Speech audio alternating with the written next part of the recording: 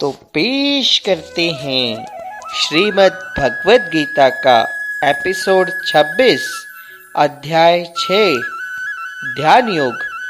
आप सबके पसंदीदा यूट्यूब चैनल गीता ज्ञान के माध्यम से अध्याय 6 के श्लोक 1 में श्री भगवान कहते हैं, अनाश्रितः कर्म फलम कार्यम कर्म करोति यह सह सन्यासी च योगी च निह अग्निनः च अक्रियः। श्री भगवान कहते हैं, जो पुरुष अपने कर्म फल के प्रति अनासक्त है और जो अपने कर्तव्य का पालन करता है, वही सन्यासी और असली योगी कहलाने के लायक है। वह नहीं जो ना तो अग्नि जलाता है और ना ही कर्म करता है।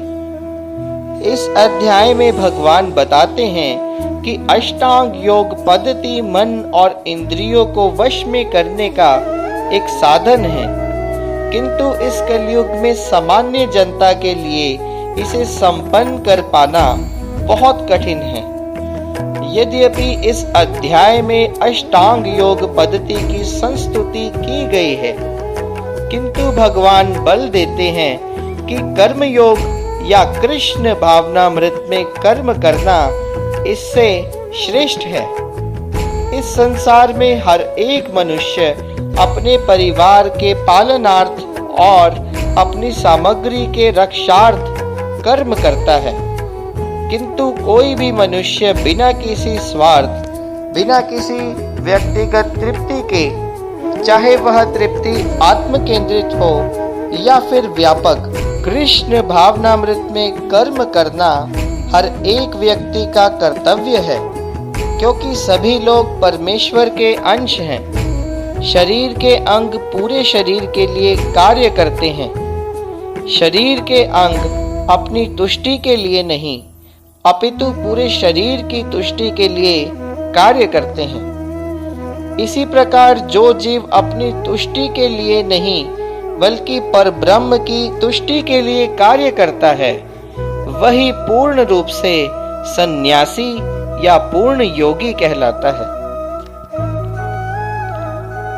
कभी कभी सन्यासी ये सोचते हैं कि उन्हें सारे कार्यों से मुक्ति मिल गई है, तो वे अग्निहोत्र यज्ञ करना बंद कर देते हैं, लेकिन वे स्वार्थी हैं, क्योंकि उनका लक्ष्य निराकार ब्रह्म से तादात्म्य स्थापित करना होता है। श्लोक 2 में कहा गया है, यम संन्यासम इति प्राहु योगम तम विद्वी पांडव न ही असन्न्यस्त संकल्प योगी भवति कच्चन। श्री भगवान कहते हैं, हे पांडुपुत्र, जिसे सन्यास कहते हैं उसे ही तुम योग अर्थात परब्रह्म से युक्त होना जानो, क्योंकि इंद्रिय तृप्ति के लिए को त्यागे बिना कोई कभी योगी नहीं हो सकता। वास्तविक सन्यास योग या भक्ति का अर्थ है कि जीवात्मा अपनी स्वाभाविक स्थिति को जाने और तदनुसार कर्म करे। जीवात्मा का अपना स्वतंत्र अस्तित्व नहीं होता। इस प्रकार जब मनुष्य पूर्ण ज्ञान में होता है तो वह समस्त इंद्रिय तृप्ति को त्याग देता है और समस्त इंद्रिय तृप्ति के कार्यकलापों का परित्याग कर देता है। इसका अभ्यास योगी करते हैं, जो इंद्रियों को भौतिक आसक्ति से रोकते हैं, किंतु कृष्ण भावना भावित व्यक्ति को तो ऐसी किसी भी वस्तु में अपनी इंद्रिय लगाने का अवसर ही नहीं मिलता जो कृष्ण के निमित्त ना हो।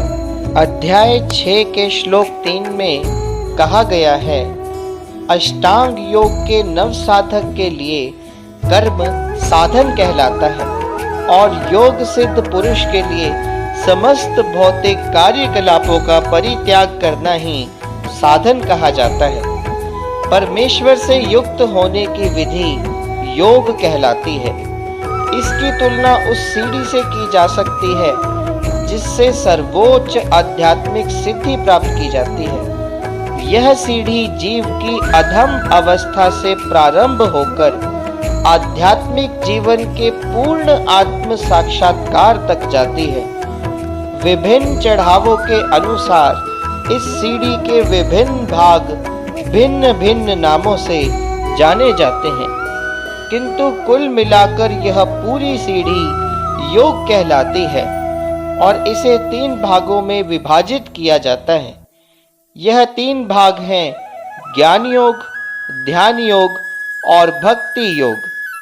सीढ़ी के प्रारंभिक भाग को योगारूढ़ अवस्था और अंतिम भाग को योगारूढ़ कहा जाता है।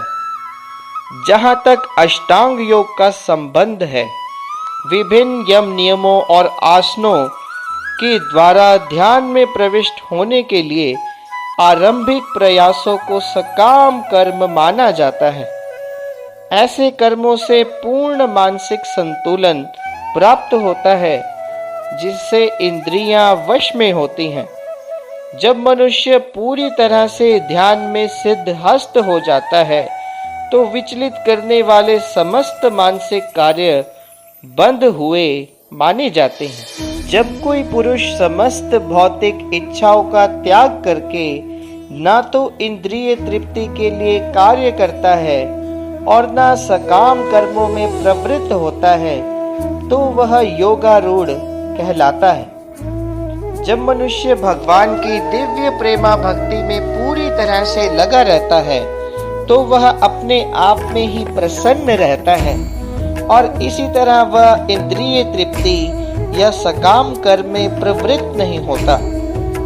अन्यथा इंद्रिय तृप्ति में लगना ही पड़ता है, क्योंकि कर्म किए बिना कोई रह ही नहीं सकता।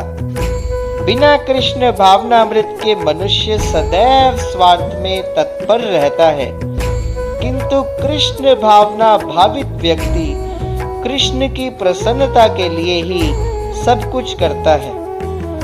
इसी कारण से वह इंद्रिय तृप्ति से पूरी तरह दूर रहता है। जिसे ऐसी अनुभूति प्राप्त नहीं है, उसे चाहिए कि भौतिक इच्छाओं से बचे रहने का वह प्रयास करे, तभी वह योग की सीढ़ी से ऊपर पहुंच सकता है। श्रीमद् भगवद गीता के अध्याय 6 के श्लोक 5 में कहा गया है, उद्धरेत आत्मना आत्मानं न आत्मानं अवसादयेत आत्मा एव हि आत्मनः बन्धुः आत्मा एव रिपुः आत्मनः। एक मनुष्य को चाहिए कि वह अपने मन की सहायता से अपना उद्धार करे और अपने को नीचे ना गिरने दे। यह मन बद्ध जीव का मित्र भी है और शत्रु भी। प्रसंग के अनुसार आत्मा शब्द का अर्थ शरीर, मन और आत्मा होता है। योग पद्धति में मन और आत्मा का विशेष महत्व है। चूंकि मन ही योग पद्धति का केंद्र बिंदु है, तो इसीलिए इस प्रसंग में आत्मा का तात्पर्य मन होता है। योग पद्धति का उद्देश्य मन को रोकना और इंद्रिय विषयों के प्रति आसक्ति से उसे हटाना है। यहाँ पर इस बात पर बल दिया गया है कि मन को इस प्रकार प्रशिक्षित किया जाए कि वह बद्ध जीव को अज्ञान के दलदल से निकाल सके। इस जगत में मनुष्य मन और इंद्रियों के द्वारा प्रभावित होता है। वास्तव में शुद्ध आत्मा इस संसार में इसीलिए फंसा हुआ है क्योंकि मन मिथ्या अहंकार में लगकर प्रकृति के ऊपर प्रभुत्व जताना चाहता है। तो इसीलिए मन को इस प्रकार प्रशिक्षित करना चाहिए कि वह प्रकृति की तड़क भड़क से आकृष्ट न हो और इस तरह बद्ध जीव की रक्षा की जा सके। मनुष्य को इंद्रिय विषयों में आकृष्ट होकर अपने को पतित नहीं करना चाहिए। जो जितना ही इंद्रिय विषयों के प्रति आकृष्ट होता है, वह उतना ही इस संसार में फंसता चला जाता है।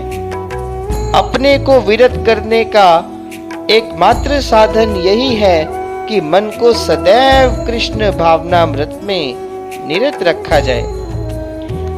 मन ही मनुष्य के बंधन का और मोक्ष का भी कारण है। इंद्रिय विषयों में लीन मन बंधन का कारण बनता है और विषयों से विरक्त मन मोक्ष का कारण बनता है। जो मन निरंतर कृष्ण भावनामृत में लगा रहता है वही परम मुक्ति का कारण होता है।